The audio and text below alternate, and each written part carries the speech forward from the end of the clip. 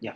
So thank you, Dr. Paul, for allowing me to be a part of this session and for the wonderful introduction. Every time your introduction surpassed last year's introduction, although I have done nothing new.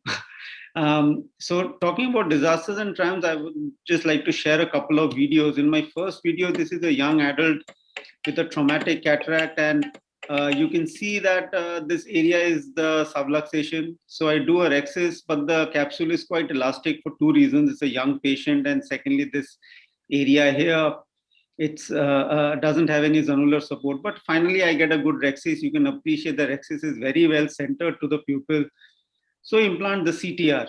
Now the CTR kept slipping out from this area. So I thought maybe the angle of implantation was not correct. So I went in deeper through the main port. And even then, even when I'm making the CTR more vertical, it was still slipping out in that area. So I decided, let me change my angle of implantation. So I go in through one of the side ports.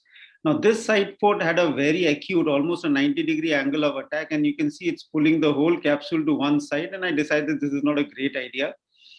So I decided to abandon this side port also. So now I go in from the other side port. Now this side port looked much more inviting. The CTR almost went in throughout the whole area. But again, whenever it was coming in this region, it was slipping out.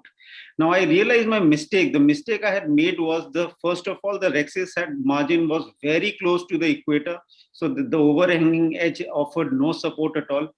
And secondly, the pupil, it was the CTR was, the rhexis was centered to the pupil and not centered to the lens. So that was one of the disasters I encountered. We had to abandon that case, and we had to simply go ahead with implantation of some scleral fixated lens.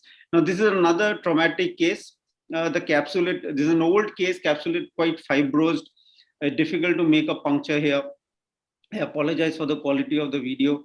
But finally, with the help of very sharp 26 gauge needle bent cystodome, we could make a rhexis flap. Now, in these cases, I have learned my lesson that it's better to support the nucleus and offer counter traction with the help of another second instrument.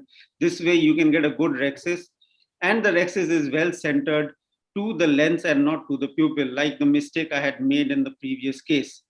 Now, here I go in with implantation of the CTR early in the game.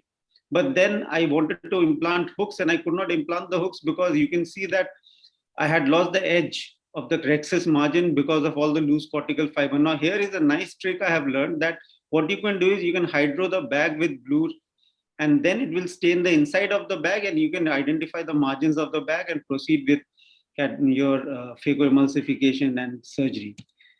Now this is another case, again a traumatic cataract, fairly soft cataract.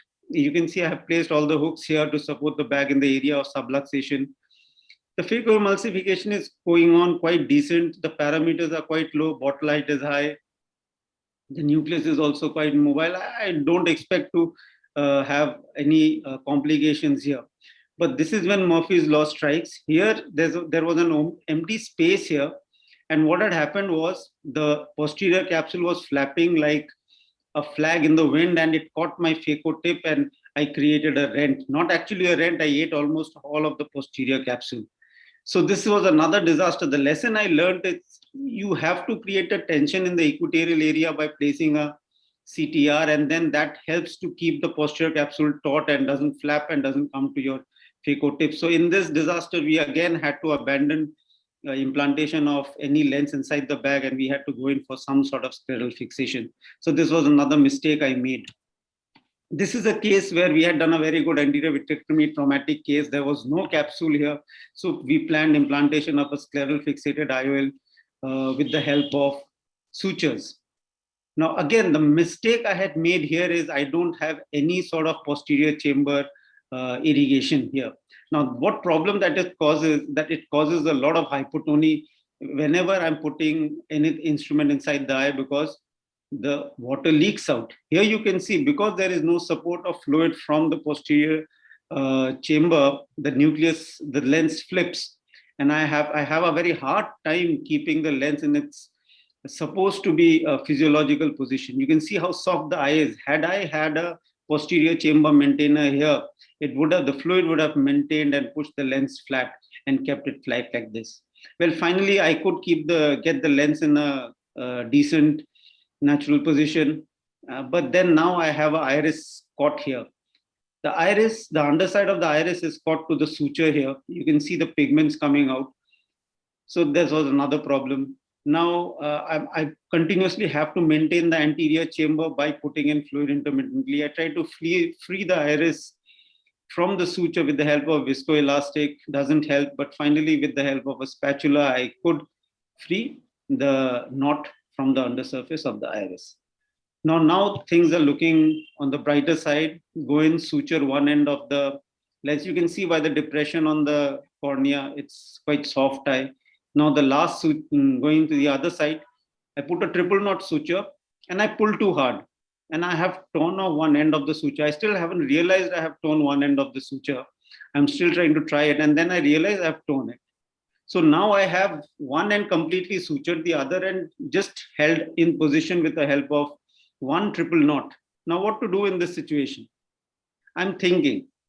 So here first I decide to close the main port and keep the chamber tight. I again put fluid in. Again, the mistake that I don't have any chamber maintainer here.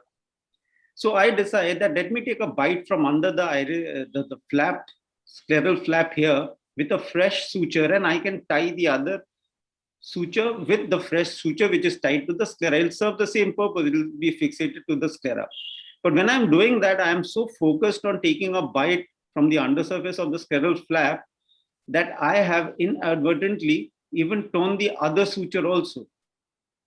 So now I just have a knot. I don't know how tight that knot is, how close it is. You can see here in close slow motion that I am, while holding the flap up, I've also inadvertently caught the suture here also. So now I don't know how stable the lens is. I try to tap the lens up and down just to make sure whether it falls down or not, whether there's any movement, because I can't even free the lens. It's already a triple knot is already there. So I can't free the lens. If I could free the lens, maybe I could take the haptic out, re-suture and go on again with a fresh shot of scleral suturing. Thankfully, fortune favors the brave and the luck was on my side. So the lens is fairly stable. This poor chap is actually a tea stall owner right next to our old hospital, and he's still there and the lens is still there. So being lost to follow-up is not a issue with this patient, but thankfully by the grace of God, he's fine.